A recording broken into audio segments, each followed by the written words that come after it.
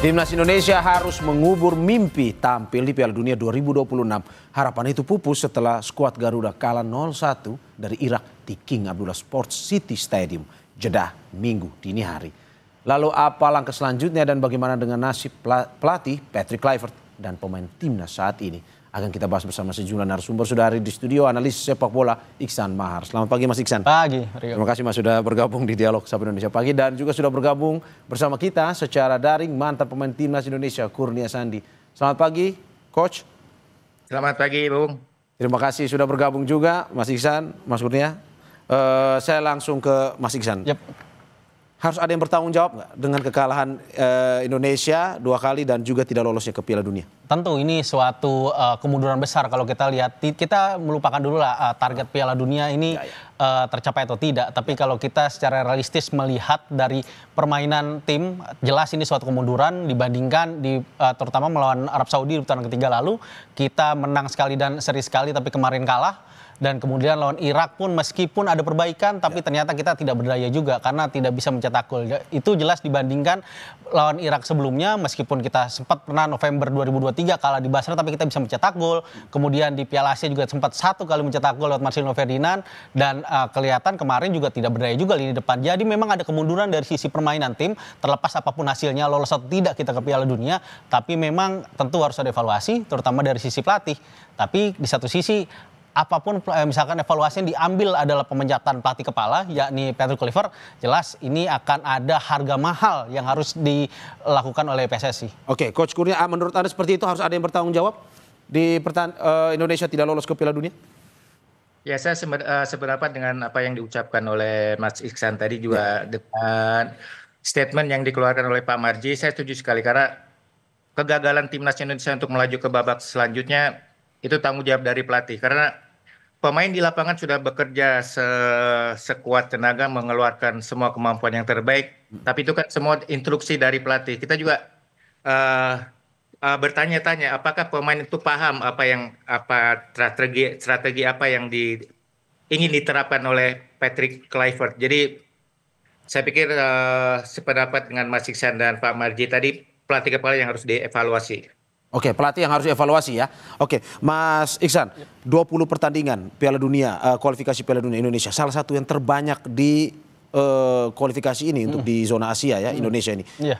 Evaluasinya seperti apa selama ini? Iya, bahkan nggak cuma salah satu banyak, tapi terbanyak dalam sejarah sejak AFC mengadakan kualifikasi Piala Dunia secara mandiri sejak 94. Dan kita menjalani 731 hari, itu panjang sekali. Ya, panjang. Dari kita lihat dari awalnya Oktober 2023 hanya 3 pemain diaspora, sampai kemarin DSP ada 18 pemain diaspora. Jadi memang ada perkembangan yang sangat signifikan dalam susunan pemain, terutama banyak pergantian dibandingkan misalkan kita berkaca lawan Irak misalnya, DSP kemarin itu dibandingkan mereka main sejak putaran kedua itu hanya 5 pemain yang saya mencatat perubahan. Jadi memang benar-benar sangat signifikan perubahan yang kita lakukan. Terlepas lagi Graham Arnold misalkan baru melatih menggantikan Istius Kafas itu bulan Mei kemarin dan sedangkan Kluivert datang Januari. Tapi memang kalau melihat dari permainan jelas ini sebuah kemunduran juga. Karena kita lihat dari 20 pertandingan pertama mulai dari Maret kemarin kita benar-benar kalau melihat dari laga resmi kita kalah 3 kali beruntun. Lawan Jepang kita kalah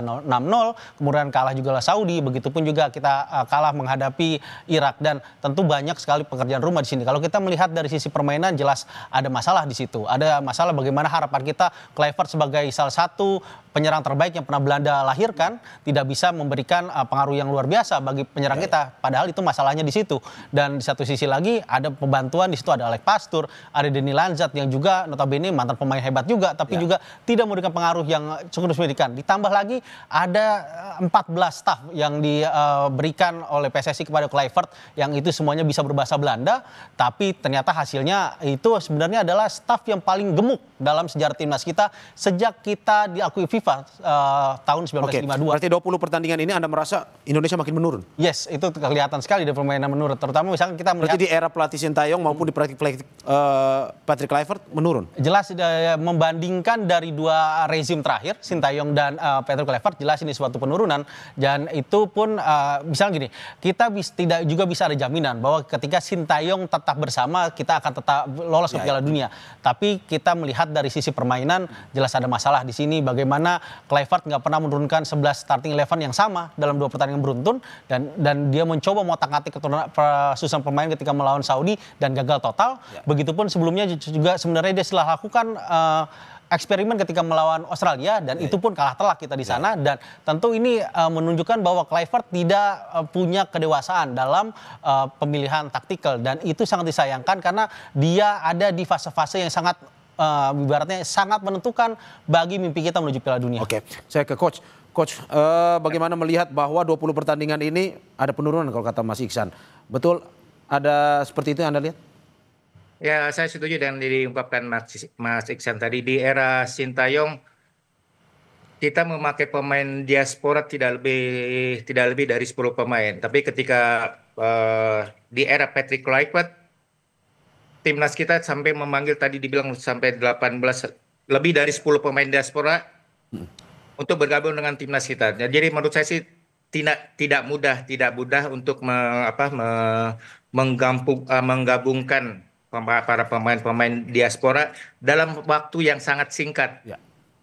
Karena di dalam sepak bola dibutuhkan chemistry yang kuat antar pemain, harus paham karakter temannya masing-masing, bagaimana pemain memahami taktik dan strategi yang akan diterapkan oleh pelatih kepala. Saya pikir dari beberapa pertandingan di era Sintayong dan Patrick Kluivert, saya setuju dengan Mas Iksan tadi, ada sedikit penurunan dari cara bermain dan pemahaman pemain terhadap taktik dan strategi dari pelatih.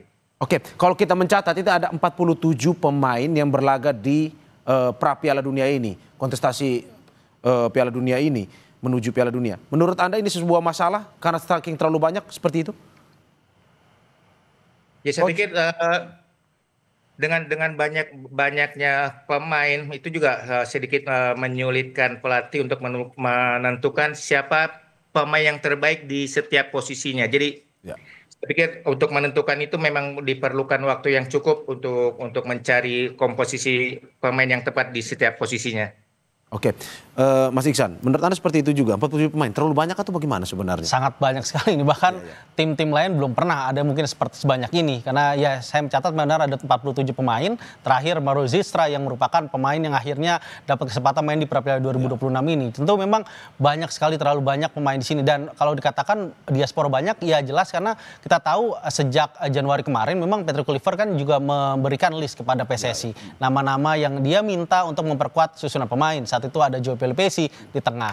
Terus juga untuk menggantikan posisi Jairo Ridowell yang tidak bisa kita naturalisasi karena tergandala aturan. Terus ada juga Emil Audero yang menjadi pelapis sekaligus pesaing Martin Paes yang sebenarnya tengah bagus bersama timnas. Kemudian juga ada Mauro, ada Miliano Jonathans, ada juga Aryan Wibowo bahkan yang nanti diproyeksikan untuk ikut di SEA Games bulan Desember nanti. Jadi memang saya melihat ada ketidakyakinan sebenarnya Kluivert dalam memilih pemain. Karena di waktu yang singkat harus menambah pemain lagi. Menambah pemain lagi, dan itu yang dia pilih ada diaspora. Ironisnya karena sebenarnya stok kita banyak pemain lokal sebenarnya. Kalau seandainya benar-benar Kluivert seperti kita bisa misalnya berkaca pada bagaimana dulu pelatih pertama Belanda yang datangkan Will Korver tahun 75-76, bagaimana Will itu berkeliling dari Sabang sampai Maroko untuk mencari, bahkan melakukan TC di Bangka tahun 75 untuk menghadapi Olimpiade saat itu 76 di Montreal, dan dia benar-benar mencari pemain lokal yang dia butuhkan. Dan sekarang tidak terlihat itu sangat disayangkan. Pastur dan Lanzat mendatangi liga-liga, nonton pertandingan, tapi notabene hanya pemain itu saja yang dipilih, tidak ada gebrakan baru. Hanya Beckham Putra yang dikasih caps oleh Patrick Kluivert di era Patrick dengan 4 caps hingga sejauh ini, dan ada sempat juga harapan dari Septian Bagaskara tapi juga tidak dimainkan. Jadi memang ada kendala yang diberikan Kluivert, dia meminta diaspora tapi ternyata dia tidak bisa menangani pemain-pemain itu untuk masuk dalam skema yang dia butuhkan. Oke, saya ke Coach Kurnia. Menurut Anda dengan Anda tadi mengatakan Patrick Kluivert yang harus bertanggung jawab, ke depan nasibnya seperti apa? Tetap bersama Indonesia tapi ada evaluasinya atau sudah selesai romantismenya nih? Ya, menurut saya sih untuk masalah keputusan diperpanjang atau tidaknya pelatih Patrick Kluivert itu kembali lagi ke federasi atau Ya. PSSI yang nanti menentukan. Tapi yang terpenting, yang pasti harus ada evaluasi menyeluruh tentang kinerja pelatih Kluivert, program yang akan dia sampaikan ke depannya dengan timnas Indonesia seperti apa. Saya pikir itu hak dan wewenang dari federasi, Mas. Oke, berarti kalau Anda melihat masih ada harapan buat Patrick Kluivert sebenarnya untuk timnas Indonesia? Ya kalau melihat dari track record Patrick Kluivert, saya pikir mungkin saatnya juga untuk diganti. Tapi juga kalau Patrick Kluivert diganti, konsekuensinya juga harus dipikirkan juga sama federasi seperti itu. Oke, berarti ya kalau kata coach ini udah poin juga nih ya. Harus diganti. Tapi kalau melihat ini track record lah dari seorang Kluivert ini ketika melatih Curaçao tidak lolos ke Piala Dunia waktu itu ke 2018, Rusia. betul. Dia akhirnya mengundurkan diri sebenarnya. Lebih dia melakukan mutual agreement saat itu. Mutual agreement, oke. Nah, kalau menurut Anda saat ini dari manajemen, nasib Patrick Kluivert mengganti atau tetap bersama Patrick? Tentu ada pilihan untuk mengganti salah satunya. Tapi kalau saya melihat mengganti pun tidak bisa terlalu sporadis bergantinya. Mungkin bisa sementara ada Pastur di situ atau Lanzat bisa jadi pelatih kepala interim sementara karena kita punya laga FIFA Matchday di bulan depan. Kemudian habis itu baru ada lagi bulan Maret. Tapi mengganti Patrick Kluivert konsekuensinya besar. Yang seperti tadi saya lihat. Kenapa? Karena saya baru kemarin mendapat dokumen dari FIFA Football Tribunal, pengadilan sepak bola FIFA itu ada di situ bahwa klausul ketika Patrick Kluivert melakukan mutual agreement dengan Adana Demirspor Desember 2023 dan situ ada klausul bahwa ketika dia mundur Adama harus membayar 150.000 euro atau hampir 2,9 miliar rupiah, hampir 3 miliar dan kontraknya juga sebenarnya Kluivert tidak murah juga karena di situ tercatat ada 142.000 euro atau 2,7 miliar. Jadi bisa dibayangkan kalau Kluivert dipecat uang besar juga harus keluar dari PSSI. Tapi ada juga bisa digunakan apa yang dilakukan Curaçao. Curaçao tidak memecat Kluivert yang saat itu sebenarnya kontrak dari 2015 sampai 2018, Juni 2018. Kluivert setelah tidak lagi dipercaya sebagai pelatih timnas kepala, dia diposisikan sebagai sporting advisor atau penasehat olahraga. Itu yang dilakukan yang seperti sekarang perannya seperti Jordi Cruyff. Berarti bergeser perannya dan dengan ada kontrak otomatis kan PSSI tidak perlu membayar kompensasi dari pemutusan kontrak mutual agreement itu. Jadi itu bisa jadi pilihan kalau seandainya kita masih ingin melihat Kluivert dan ya seenggaknya Kluivert membalas jasa setelah penyesalan dan lara yang dia berikan kepada 240 juta publik Indonesia, dia bisa memberikan ada di belakang layar sekarang, nantinya di belakang layar dan bisa memberikan masukan-masukan karena dia punya koneksi yang sangat baik. Kita tahu dulu pernah menjadi direktur olahraga Paris Saint-Germain, terus juga pernah menjadi akademi manajernya Barcelona. Jelas dia punya koneksi yang bisa kita manfaatkan, tapi tidak sebagai pelatih kepala timnas. Oke, coach, kalau misalkan kita mengganti sekarang pelatih kepala, misalkan apa sebenarnya dampak kepada pemain, dampak kepada manajemen sebenarnya sebagai seorang pelatih ya? Ya sebenarnya pergantian pelatih di tim sepak bola hal yang wajar ya. Tapi ketika kita melakukan pergantian pelatih, contoh kemarin pergantian pelatih di tengah-tengah turnamen atau di tengah-tengah kompetisi yang sangat menentukan, itu juga berpengaruh besar kepada pemain, terutama karena apa? Kita juga harus beradaptasi dengan taktik strategi yang diinginkan oleh pelatih. Kita juga harus memahami juga kultur atau budaya yang dipakai sama pelatih itu. Jadi bukan hal yang mudah lah ketika kita melakukan pergantian pelatih di tengah-tengah turnamen atau di tengah kompetisi yang memerlukan usaha yang sangat keras dan maksimal. Gitu. Oke, berarti menurut Anda sebenarnya kalau mengganti secara tiba-tiba ini memberikan dampak yang begitu besar ya sebenarnya terhadap tidak hanya manajemen tapi juga cara bermain sebenarnya ya. Cara bermain, betul. Oke, saya ke Mas Iksan. Mas Iksan, kalau melihat ini kita ya saya sedikit-sedikit ini juga lah melihat kemarin ada positifnya juga bahwa ball positioning kita dengan adanya Patrick Kluivert kemarin lawan Irak lumayan 55% kalau tidak salah ya, dengan 4-2-3-1-nya formasinya itu. Tapi ya memang kemarin lumayan kebobolan juga pertahanan kita lagi jadi tumbalnya. Menurut Anda ke depan untuk evaluasi ini? Perlukah kita bermain dengan seperti ini 4-2-3-1 atau bagaimana? Kalau potensi kita punya potensi besar untuk menjadi tim yang lebih ball position minded ya. Dengan pikiran untuk lebih banyak menguasai bola, karena kita punya pemain-pemain yang sebenarnya di lini tengah nggak kalah dengan mungkin mayoritas dengan tim-tim Asia lainnya. Ada di situ ada Joey Polipesi, ada Tom Hai, terus juga ada juga pemain mungkin nanti bisa juga Marcelino Ferdinand kembali lagi. Begitupun juga ada Ivar Jenner dan juga di situ nanti masih ada Nathan Chowen yang punya potensi besar untuk bermain seperti itu. Dan kita juga punya back-back yang bisa menjadi ball playing defender yang bisa build up dari bawah. Martin Paes juga sangat baik untuk memulai serangan dari bawah. Dan itu tentu kita punya potensi itu tadi. Tapi memang seperti ini juga timnas sekarang ini seperti juga di era U23-nya Gerard van den Berg. Kita bisa menguasai bola sebanyak-banyaknya, tapi kita punya masalah untuk mencetak gol. Nah, kita sudah punya bersama Kluivert kita sudah bisa mengantisipasi bagaimana kita bisa lebih rapat dan lebih rapi menguasai bola. Tinggal bagaimana nanti finishingnya. Siapapun nanti yang akan mengisi pelatih kepala mungkin mulai November dan Maret nanti, laga paling terdekat kita setidaknya bisa memperbaiki finishing itu menjadi PR. Terakhir singkat aja Mas soal ke depan, mencari kemenangan singkat atau pembinaan sebenarnya? Lebih harus pembinaan dulu. Akarnya harus benar-benar pembinaan kita ini, karena kita melihat selama tahun 2026 itu relatif kesempatan kita untuk memperbaiki ranking FIFA kita, karena tidak ada turnamen besar 2027 baru. Jadi benar-benar setahun ini kita bisa menguji coba banyak pemain-pemain asli binaan lokal kita agar nanti 2027 menuju Piala Dunia 2030 kita punya skuad yang setara baik diaspora maupun pemain lokal. Coach, terakhir kemenangan singkat atau pembinaan yang lebih diperhatikan ke depan?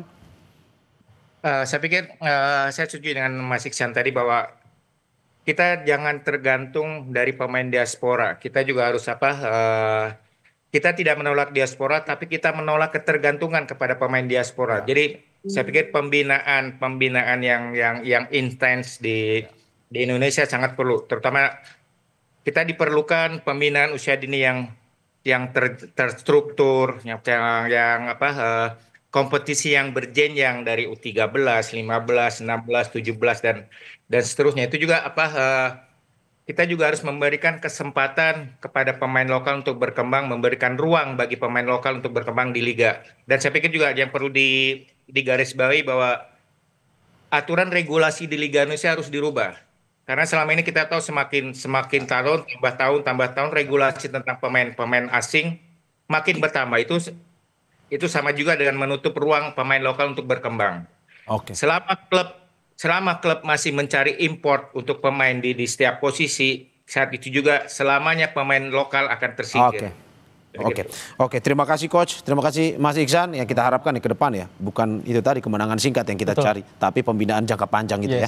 Sekali lagi, analis sepak bola Iksan Mahar, terima kasih, dan mantan pemain timnas Indonesia Kurnia Sandi, terima kasih, sehat-sehat selalu Mas Iksan, Mas Kurnia.